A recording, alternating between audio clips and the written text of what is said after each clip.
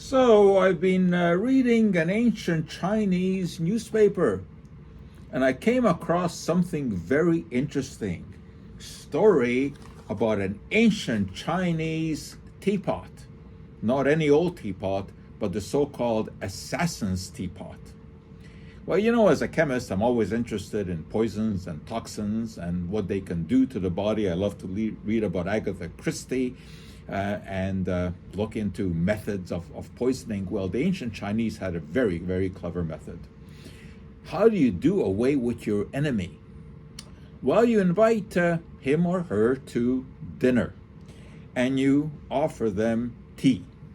And here is the so-called assassin's teapot. It's very interesting how this works.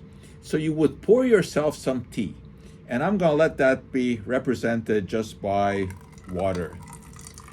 But that could be tea.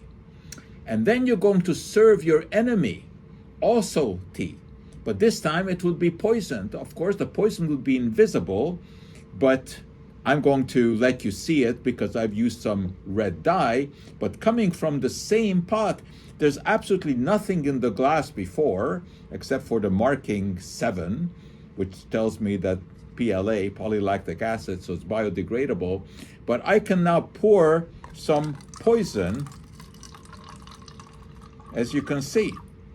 And the interesting thing about this teapot is that you can manipulate it so that if you want to pour yourself some more tea to take away any kind of suspicion, you can do that. And again, it will be just water. And then if you want to pour your enemy some more, well, you're back to pouring some poison. And that is the assassin's teapot. And gee, those ancient Chinese were clever, weren't they?